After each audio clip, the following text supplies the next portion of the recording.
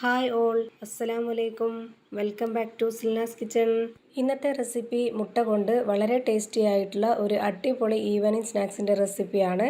തീർച്ചയായിട്ടും ഈ ഒരു പലഹാരം നിങ്ങൾക്ക് എല്ലാവർക്കും ഇഷ്ടമാവും. അതുകൊണ്ട് തന്നെ ഈ വീഡിയോ സ്കിപ്പ് ചെയ്യാതെ മുഴുവനായിട്ടും കണ്ടേക്കണേ. അപ്പോൾ നമ്മുടെ ഈ ഒരു റെസിപ്പിയിലോട്ട് കിടക്കുന്നതിന് മുമ്പായി തന്നെ സിൽനാസ് കിച്ചൺ ചാനൽ ആദ്യമായിട്ട് കാണുന്നവരാണെങ്കിൽ പ്ലീസ് ഒന്ന് സബ്സ്ക്രൈബ് ചെയ്തേക്കണേ. ഒപ്പം തന്നെ ഈ വീഡിയോസ് നിങ്ങൾക്ക് ഇഷ്ടപ്പെടുകയാണെങ്കിൽ ഒരു ലൈക്ക് ചെയ്യാനും മറക്കരുത്. ഇനി നമുക്ക് റെസിപ്പിയിലോട്ട് കിടക്കാം. അപ്പോൾ ആദ്യം തന്നെ ഈ ഒരു പലഹാരം തയ്യാറാക്കുന്നതിന് വേണ്ടിയിട്ട് 250 ml കപ്പിൻ്റെ അളവിൽ 2 കപ്പ് നിറയെ മൈദപ്പൊടി ഈ ഒരു പാത്രത്തിലേക്ക് ഇട്ട് കൊടുക്കുന്നുണ്ട്. മൈദപ്പൊടിയിൽ മാത്രമല്ല, ഇതേപോലെ തന്നെ നമുക്ക് ഗോതമ്പ് പൊടിയിലും തയ്യാറാക്കി എടുക്കാവുന്നതാണ്. ഇനിയിപ്പോൾ ഞാനിതുപോലെ വലിയൊരു കയ്യിലെടുത്തിട്ടുണ്ട്. അതിലേക്ക് കുറച്ച് വെള്ളം ഒഴിച്ചു കൊടുത്തിട്ടുണ്ട്. ആ ഒരു വെള്ളത്തിലേക്ക് ഇനി കുറച്ച് സോഡാപ്പൊടി ഇട്ട് കൊടുക്കാം. ഒരു നുള്ളു സോഡാപ്പൊടിയും ആവശ്യത്തിനുള്ള ഉപ്പും ആ ഒരു വെള്ളത്തിലേക്ക് ഇട്ട് കൊടുത്ത ശേഷം നല്ലപോലെ വിരൽ വെച്ചിട്ടൊന്ന് നന്നായിട്ട് അലിയിപ്പിച്ചെടുക്കാം. നമ്മളിതുപോലെ മാവിൽ നേരിട്ട് അങ്ങ് പൊടി ഇട്ട് കൊടുക്കാതെ വെള്ളത്തിൽ അലിയിച്ചതിന് ശേഷം സോഡാപ്പൊടി ഇട്ട് കൊടുക്കുകയാണെന്നുണ്ടെങ്കിൽ അതിൻ്റെ എല്ലാ ഭാഗത്തേക്കും നല്ല രീതിയിൽ ഒരുപോലെ ആ ഒരു സോഡാപ്പൊടി എത്തുകയും നന്നായിട്ട് മാവ് സോഫ്റ്റായി കിട്ടുകയും ചെയ്യും. അതിന് വേണ്ടിയിട്ടാണ് ഇതുപോലെ ചെയ്തിട്ടുള്ളത്. ഇനി ഇതിലേക്ക് ഇതുപോലെ അലിയിച്ച് കൊടുക്കാതെ തന്നെ നേരിട്ട് ഇതുപോലെ 1 സ്പൂൺ അളവിൽ പഞ്ചസാര ഇട്ട് കൊടുക്കുന്നുണ്ട്. പഞ്ചസാര ഇട്ട് കൊടുത്തത് നമ്മുടെ പലഹാരത്തിന് നമ്മൾ റെഡിയാക്കിയിട്ട് എടുക്കുന്ന സമയത്ത് അവിടെ ഇവിടെയൊക്കെ ആയിട്ട് കുറച്ച് ചെറിയ ബ്രൗൺ കളർ കിട്ടാൻ വേണ്ടിയിട്ടാണ്. പിന്നെ അത് മാത്രമല്ല, നമ്മുടെ ഈ ഒരു പലഹാരം ചെറിയൊരു മധുരവും ഉപ്പും ഒക്കെ ഉണ്ടാകുമ്പോഴാണ് കൂടുതൽ നല്ല ടേസ്റ്റ് ആയിട്ട് കിട്ടുന്നത്. ഇനി ഈ മാവ് നമ്മൾ ചപ്പാത്തിയൊക്കെ കുഴച്ചെടുക്കുന്ന പോലെ നന്നായിട്ടൊന്ന് കുഴച്ചെടുക്കുകയാണ് വേണ്ടത്. അതിനായിട്ട് ഞാൻ ഇതിലേക്ക് കുറച്ച് വെള്ളം ഒഴിച്ചു കൊടുത്തിട്ടുണ്ട്. 250 ml കപ്പിൻ്റെ അളവിൽ 1/2 കപ്പ് വെള്ളമാണ് ആദ്യം ഇതിലേക്ക് ഒഴിച്ചു കൊടുത്തത്. ആദ്യം തന്നെ മുഴുവനായിട്ട് ഒഴിച്ചു കൊടുക്കണ്ട, ഘട്ടം ഘട്ടമായിട്ട് ഒഴിച്ചു കൊടുത്തിട്ട് നന്നായിട്ട് കുഴച്ചിട്ടെടുക്കാം. അല്ലാന്നുണ്ടെങ്കിൽ പരുവം തെറ്റിപ്പോവും. ഇപ്പോൾ ഇതിൻ്റെ വെള്ളം കറക്റ്റ് ആയിട്ടുണ്ട്. ഇനി ഇത് നല്ലപോലെ കുഴച്ചിട്ടെടുക്കാനായിട്ട് കുറച്ച് ഓയിലോ എണ്ണയോ ഒന്ന് ഒഴിച്ചു കൊടുത്തതിന് ശേഷം വീണ്ടും നല്ലപോലെ ഒന്ന് കുഴച്ചിട്ടെടുക്കാം. അപ്പോൾ 250 ml കപ്പിൻ്റെ അളവിൽ 2 കപ്പ് മൈദപ്പൊടിക്ക് വേണ്ടിയിട്ട് ഇവിടെ ആ ഒരു കപ്പിൽ തന്നെ 250 ml കപ്പിൻ്റെ അളവിന് 1/4 കപ്പ് വെള്ളമാണ് വേണ്ടി വന്നിട്ടുള്ളത്. ഇത് കുഴച്ചുകൊണ്ടിരിക്കുമ്പോൾ തന്നെ നമ്മുടെ കയ്യിൽ ഒട്ടുന്നുണ്ട് എന്ന് തോന്നുമ്പോൾ വീണ്ടും നമുക്കിതിലേക്ക് കുറച്ചുകൂടി ഓയിൽ ഒഴിച്ചു കൊടുക്കാം. അങ്ങനെ ഞാനിപ്പോൾ നന്നായിട്ട് കുഴച്ചെടുത്തിട്ടുണ്ട്.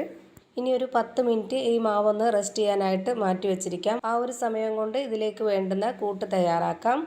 അതിനായിട്ട് ഞാനിവിടെ സ്റ്റവിലേക്ക് ഒരു പാൻ വെച്ച് കൊടുത്തിട്ട് ഫ്ലെയിം ഓണാക്കി കൊടുത്തിട്ടുണ്ട്. അതിലേക്ക് കുറച്ച് ഓയിൽ ഒഴിച്ചു കൊടുത്തതിന് ശേഷം ഒരു 3 സവോള നീളത്തിൽ കട്ട് ചെയ്തെടുത്തിട്ടുള്ളതും ഒരു 1/2 സ്പൂൺ അളവിൽ വെളുത്തുള്ളി ഇഞ്ചി ചതച്ചതും 3 പച്ചമുളക് ചെറുതായിട്ട് കട്ട് ചെയ്തിട്ടുള്ളതും കുറച്ച് കറിവേപ്പിലയും ഇട്ട് കൊടുത്തിട്ടുണ്ട്.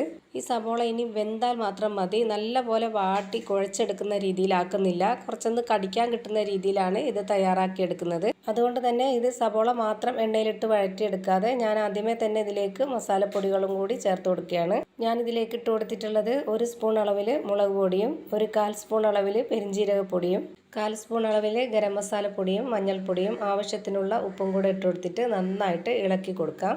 ഇനി ഇതൊന്ന് വെന്ത് വരാൻ വേണ്ടിയിട്ട് ഒരു 2-3 മിനിറ്റ് നേരം മാത്രം ഇതൊന്ന് അടച്ചു വെച്ച് വേവിച്ചെടുക്കാം. ഇപ്പോൾ ഇത് വേവാനുള്ള സമയമായിട്ടുണ്ട്. ഇനി ഞാനിതൊന്ന് തുറന്ന് നോക്കുവാണ്. ഇപ്പോൾ ഇതിൻ്റെ ഒരു കറക്റ്റ് ആയിട്ടുള്ള പരുവം ഇതാണ്. ഈ ഒരു പരുവാകുമ്പോൾ നമുക്കിതിൻ്റെ ഫ്ലെയിം ഓഫ് ചെയ്യാം. ഇനി ഇത് മാറ്റി വയ്ക്കുന്നുണ്ട്. അടുത്തതായി നമ്മൾ നേരത്തെ റെഡിയാക്കി വെച്ചിട്ടുള്ള ആ ഒരു മാവ് നോക്കാം. 10 മിനിറ്റിന് ശേഷമാണ് ഞാൻ ഈ ഒരു മാവ് എടുത്ത് നോക്കുന്നത്. ഇപ്പോൾ നല്ല പോലെ സോഫ്റ്റായിട്ട് കിട്ടിയിട്ടുണ്ട്.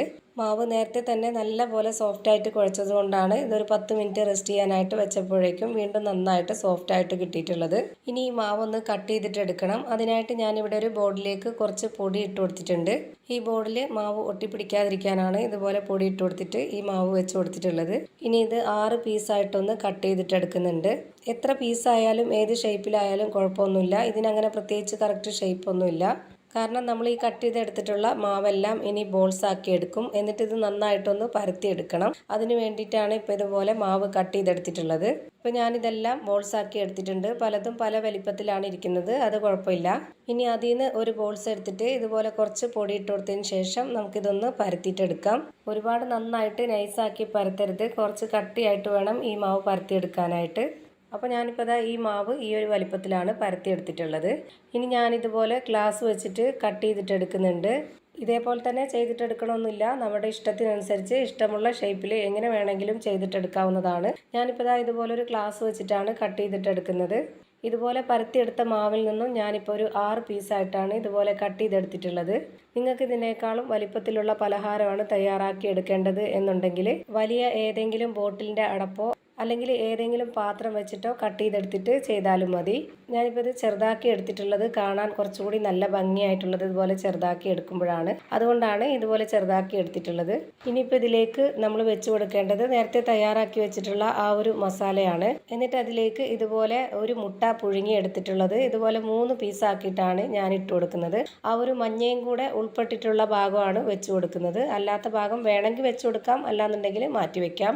ഇങ്ങനെ ചെയ്തിട്ടെടുക്കുമ്പോൾ ഇതേപോലെ വട്ടത്തിൽ തന്നെ കട്ട് ചെയ്തിട്ട് വെച്ച് കൊടുക്കാൻ നോക്കുക. ഒരുപാട് കട്ടിയാവാതെ വെച്ച് കൊടുത്താൽ മാത്രമേ നമ്മുടെ ഈ ഒരു മാവ് ഇതുപോലെ ഒട്ടിച്ചു കൊടുക്കുമ്പോൾ കറക്റ്റ് ഒരു ഷേപ്പിൽ കിട്ടുള്ളൂ. ഇതിൻ്റെ വക്കെല്ലാം ഇതുപോലെ ഒട്ടിച്ചു കൊടുത്ത ശേഷം ഇത് പൊട്ടിപ്പോവാതിരിക്കാൻ വേണ്ടിയിട്ട് ഒന്ന് ചെറുതായിട്ടൊന്ന് മടക്കി കൊടുക്കുകയും കൂടെ ചെയ്ത് കൊടുക്കാം. അപ്പോൾ നമുക്കിത് കാണാനും ഒരു നല്ല ഭംഗിയായിരിക്കും. അതുപോലെ തന്നെ ചെറിയതായതുകൊണ്ട് മുട്ടയൊക്കെ ഉള്ളതുകൊണ്ട് കഴിക്കാനും നല്ല ടേസ്റ്റ് ആയിരിക്കും. അപ്പോൾ ഞാൻ ഇതേപോലെ തന്നെ മുട്ട വെച്ചിട്ട് എല്ലാ മാവിലും ചെയ്തെടുത്തിട്ടുണ്ട്. ഇനി ഇതൊന്ന് എണ്ണയിൽ ഫ്രൈ ചെയ്തിട്ടെടുക്കണം. അപ്പോൾ ഒരുപാട് എണ്ണയിലിട്ട് ഫ്രൈ ചെയ്തെടുക്കാതെ ഇതുപോലെ പരന്ന ഒരു പാൻ വെച്ചിട്ട് അതിലേക്ക് കുറച്ച് എണ്ണ ഒഴിച്ചു കൊടുത്തതിന് ശേഷം എണ്ണ നന്നായിട്ടൊന്ന് ചൂടായിട്ട് വരുമ്പോൾ മീഡിയം ഫ്ലെയിമിൽ ഇട്ട് കൊടുത്തതിന് ശേഷം ഇതുപോലെ ഓരോന്നോരോന്നായി വെച്ച് കൊടുക്കാം. പിന്നെ ഇത് ലോ ടു മീഡിയം ഫ്ലെയിമിൽ മാറിയും തിരിഞ്ഞും ഇട്ട് കൊടുത്തതിന് ശേഷം ഇത് നല്ലോണം വേവിച്ചെടുക്കണം. ഇപ്പോൾ ഞാനിതിലേക്ക് ഒരു 7 എണ്ണം വെച്ച് കൊടുത്തിട്ടാണ് ഇത് വേവിച്ചെടുക്കുന്നത്. നമ്മൾ എടുക്കുന്ന പാന് എത്ര വലിപ്പമുണ്ടോ അതിനനുസരിച്ച് വെച്ച് കൊടുക്കാം. ഇനി ഇതൊന്ന് വെന്ത് വരുന്നവരെ വെയിറ്റ് ചെയ്യാം. ഇപ്പോൾ ഇതിൻ്റെ ഒരു സൈഡ് വെന്ത് കിട്ടിയിട്ടുണ്ട്. ഇനി നമുക്കിതൊന്ന് തിരിച്ചിട്ട് കൊടുക്കാം. ഇതുപോലെ എല്ലാം തിരിച്ചിട്ട് കൊടുത്ത ശേഷം 2 മിനിറ്റ് ഒന്ന് വേവാൻ വേണ്ടിയിട്ട് വെയിറ്റ് ചെയ്യാം. എന്നിട്ട് ഈ ഭാഗവും വെന്ത് കിട്ടിയതിന് ശേഷം ഒന്നുകൂടി ഇത് തിരിച്ചിട്ട് കൊടുക്കാം. ഇപ്പോൾ ഇത് കാണാൻ തന്നെ നല്ല ഭംഗിയാണ്, അതുപോലെ തന്നെയാണ് ഇത് കഴിക്കാനും. ഇനി ഇത് വേവിച്ചെടുക്കേണ്ട ആവശ്യമില്ല, 2 സൈഡും നന്നായിട്ട് വെന്ത് കിട്ടിയിട്ടുണ്ട്. ഇനിയിപ്പോൾ ഇതെല്ലാം നമുക്ക് ഈ ഒരു പാനിൽ നിന്നും എടുത്തു മാറ്റാം. ഇതേപോലെ തന്നെ എല്ലാ മാവിലും തയ്യാറാക്കിയത് ഞാനിപ്പോൾ ഇവിടെ ഫ്രൈ ചെയ്ത് മാറ്റി വെച്ചിട്ടുണ്ട്. ഇനിയിപ്പോൾ ഇതിൻ്റെ അകം എങ്ങനെയാണ് ഇരിക്കുന്നതെന്ന് അറിയാൻ വേണ്ടി ഇതൊന്ന് കട്ട് ചെയ്തിട്ട് കാണിച്ചു തരാം. ഇപ്പോൾ ഇതാ കാണുമ്പോൾ തന്നെ നിങ്ങൾക്കറിയാൻ പറ്റും എന്തുമാത്രം നല്ല പെർഫെക്റ്റ് ആയിട്ടാണ് റെഡിയായി കിട്ടിയിട്ടുള്ളതെന്ന്. തീർച്ചയായിട്ടും നിങ്ങൾക്ക് എല്ലാവർക്കും ഇഷ്ടമാവും. അപ്പോൾ ഒരു പ്രാവശ്യമെങ്കിലും ഇതുപോലെ ഒന്ന് തയ്യാറാക്കി നോക്കണേ. അപ്പോൾ ഇത്രയേ ഉള്ളൂ ഇന്നത്തെ വീഡിയോ ഇഷ്ടമായാൽ ലൈക്ക് ചെയ്യാനും കമൻറ്റ് ചെയ്യാനും ഷെയർ ചെയ്യാനും മറക്കരുത്. പുതിയൊരു വീഡിയോയുമായി വീണ്ടും വരും. Thank you for watching.